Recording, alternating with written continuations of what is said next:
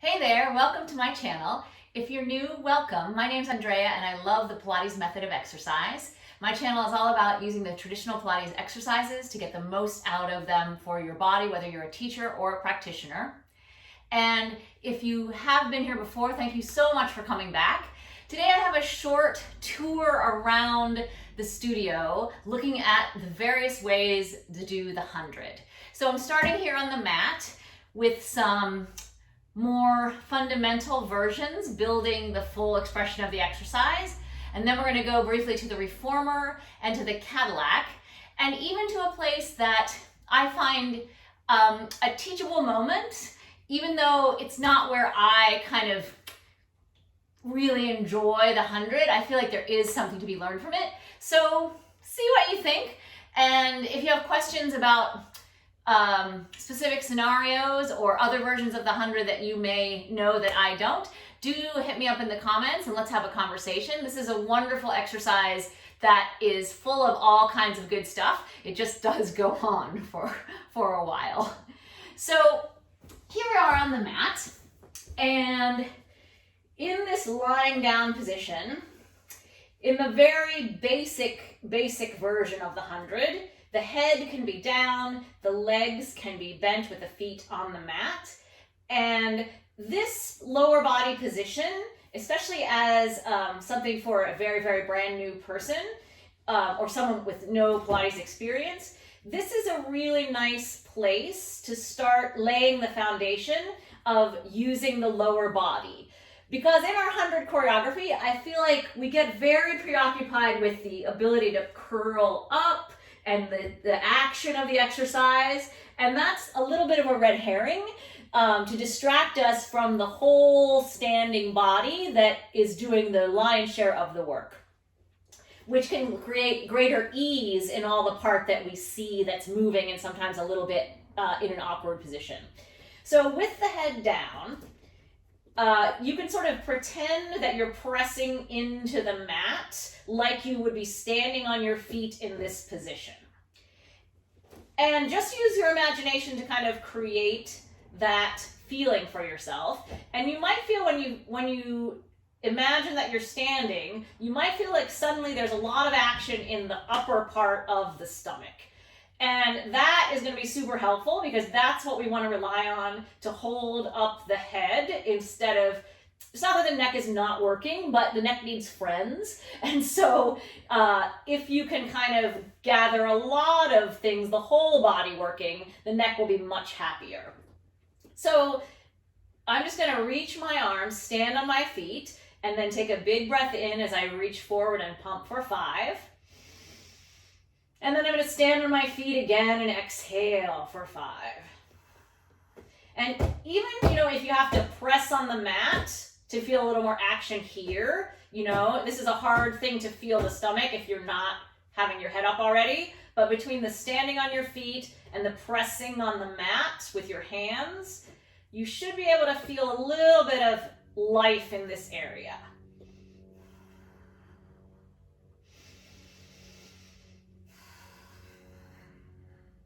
I'm going to do one more.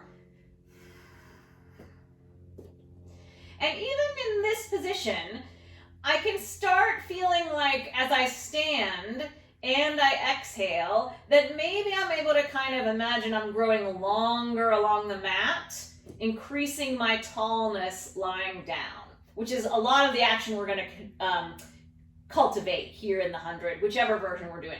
So let's say this is going well. So then you might graduate to feeling the standing body, but sliding out until you have straight legs. That's going to make the stomach feeling a lot more intense, even with your head down. And you see, I'm sort of like having my feet flexed because that's helping me imagine that I'm standing. And then maybe one day, you imagine that you're pulling yourself away from your standing lower body, so much so that maybe the head can come up, if it hasn't been up already in this position.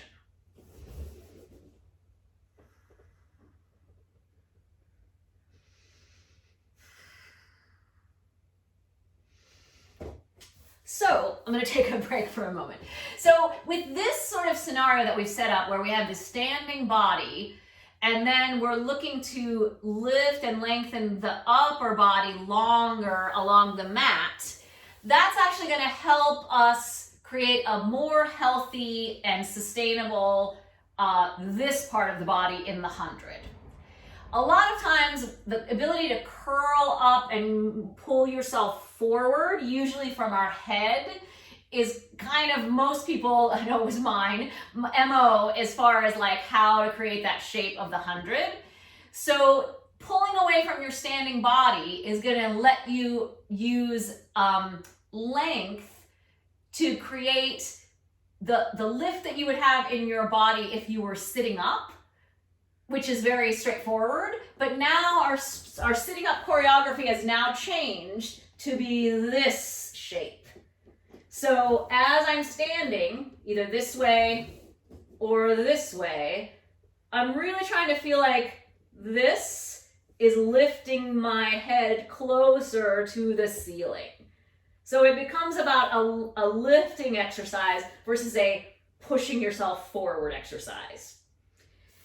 And you know, this progression from no head up, feet on the mat, straight legs, then the head up, like that kind of progression, this may take many, many, many days, months, years.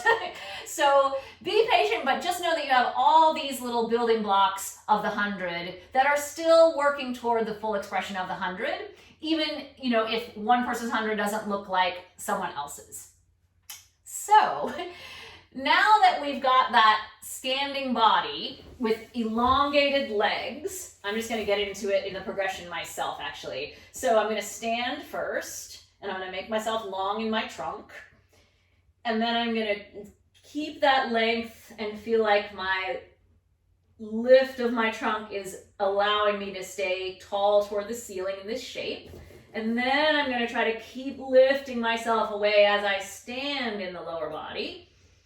And then this might go on for a while until they feel like the standing is really happening all along the back of them.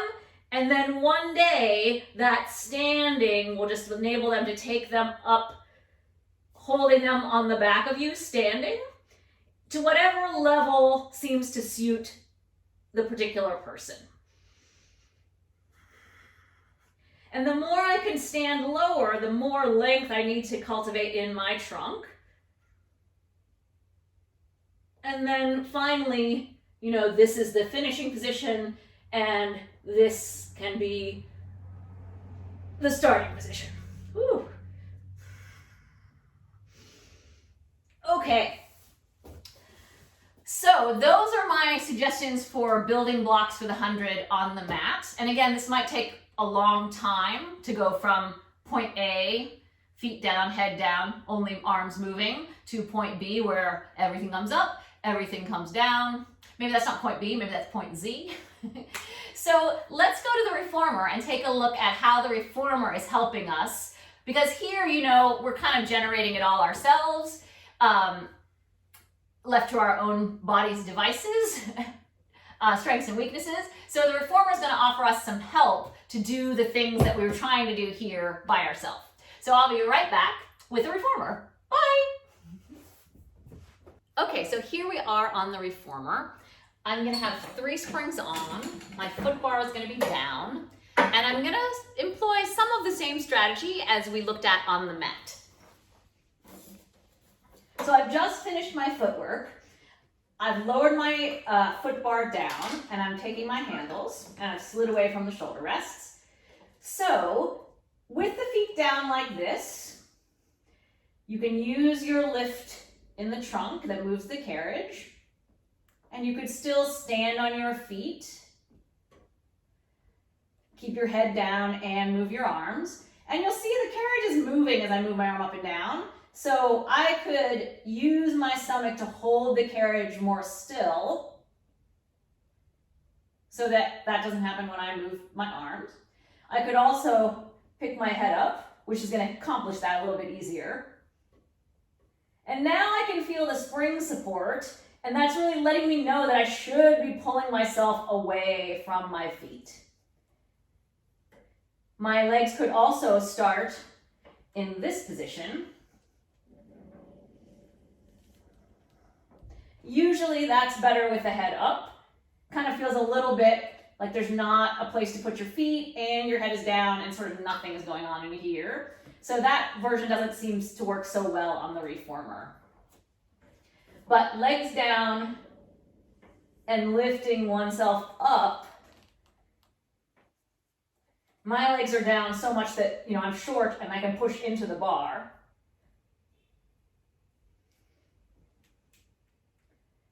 And on the reformer, you start frog in circles around the same time you're learning the 100. So you could certainly use your frog skills and send yourself out for the 100. And then the spring is helping you to make yourself longer and longer away from your legs in the air. You can still work on standing, etc. So the best news about the 100 on the reformer is that the spring tension really makes pulling yourself longer away from your feet much more tangible than on the mat. That moving carriage is very communicative. So let's go to the Cadillac now and look at 2 more versions of the 100. I'll be right back. Okay, here at the Cadillac, we have some choices to make. We have the mat that's available to us to use on the Cadillac, which we could use just like the mat on the floor and do our mat versions of the 100. And then we also have a place where we attach arm springs and a little higher place where we attach leg springs. And both of these places could be implemented as a place to use springs to assist or challenge the 100. So I'm going to use the hook for the arm springs first, and I will be using the arm spring itself wherever I'm going to do the 100. So with the lower hook of the arm spring, I'm going to back up a little bit further than I think I would like to. And then I'm going to lie all the way down onto the mat. So that now the spring is coming from a totally different place than on the reformer. My legs I'm going to leave down, or I could also leave them like this. Actually, I'll do this for now. I'm going to stand on my feet, and then I'm going to lift myself longer and taller. And the spring is kind of helping me to get that reach forward that I was looking for on the reformer, but that is a little bit not as helpful on the reformer. And then I could also straighten my legs. And sometimes, it's not doing it when I do it, but sometimes if someone is working in a very, not very much center, more extremities, the springs may bounce around or make noise even, which is usually a sign that someone could be a little bit more in their center. So that same version can also be done at this end of the Cadillac. I'm just going to remove the leg springs, and I'm going to take my arm springs over to this higher hook, which is going to be a little bit more of assistance than the lower hook. And so I'm going to do the same thing. I'm going to slide back. And you should try these because you may find one that's more helpful than the other, and that's always good to know. Yeah, I kind of feel like the higher hook gives me a feeling in the center a little bit higher up, right under the breasts or right in the upper stomach, where I feel like it was a little bit lower with the lower hook. But try it and see what you think. I'm going to be so exhausted from doing the 100. Okay, so now we've made the spring helpful, so now we're going to make the spring challenging. The spring's going to stay in the same place, and we're going to turn around. So now we're creating the same place that the spring came from, sort of, the direction that the spring came from when you were on the reformer, except it's higher than on the reformer. So it makes it very comparable to our lying down arm springs. So all the same stuff you need for your lying down arm springs, the standing lower body. Now you have to really fight the spring so it doesn't push you around. You have to kind of control it as you curl up. Woo! And I suspect, since that was already challenging, that a higher hook is just going to make it even more challenging. So let's see if my theory is correct. Oh, not so fast.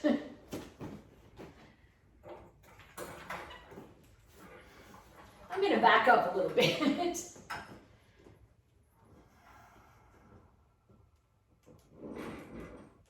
Oh, yes, so not helpful.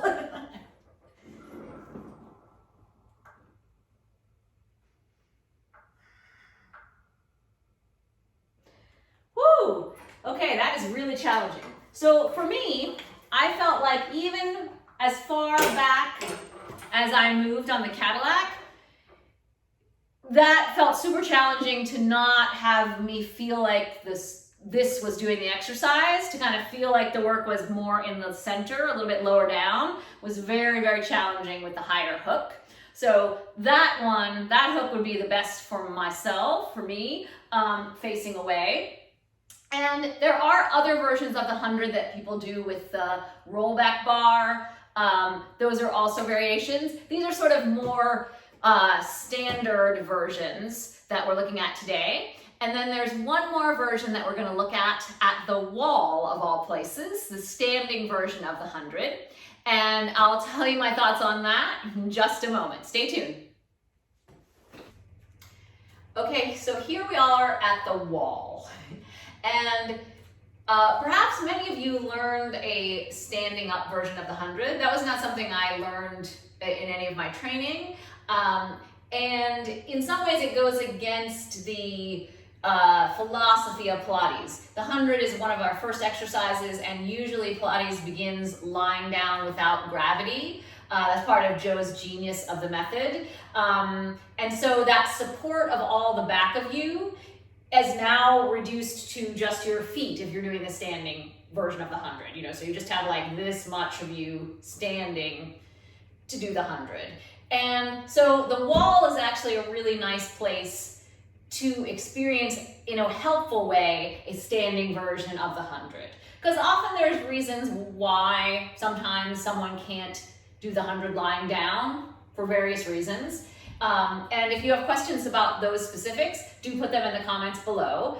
This is a good discussion to have. And the wall gives you, again, a surface area for support for your back and for feedback. So I'm going to start my wall with my feet close so that when I walk my feet forward, I'll go as far as I need to so that my back is on, my trunk is on the wall as much as possible. My head may or may not be on, depending on who you are. And in this way, I'm going to back up just a little bit. So now I can feel what being vertical is because I have the wall behind me. So that's sort of the helpful part.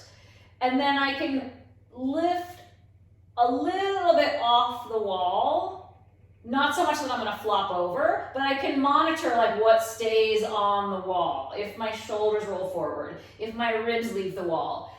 And I can stay really pulled up and tall, and I can still press into my hands to find a little more upper stomach engagement. And I can just actually stand on my feet. Actually, I went a little too far forward. That wasn't so helpful. And I can now pull in and feel a tangible lifting because I'm in a position, a standing position. Sometimes it's hard to feel like you're lifting lying down because that's, you know, lying down sends a different message sometimes.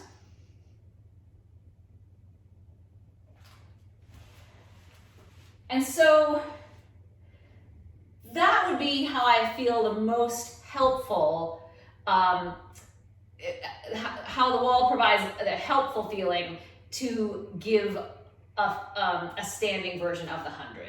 So usually, you know, if people mention the standing version of the 100, I gotta be honest, I usually roll my eyes. So, but this version of it with the wall as a help, I feel like that has a lot of value for a lot of people, especially just to make it in a not a lying down plane, because again, sometimes lying down sends a different message than being lifted. So thank you so much for watching, and if you have questions about anything that happened or didn't happen in this video, do shout me out in the comments below. And if you would like other exercises to receive this kind of treatment, I do take suggestions. Thank you so much for watching. I could not do this without you. Have a great workout today, and I wish you all the best in all of your Pilates endeavors. Bye!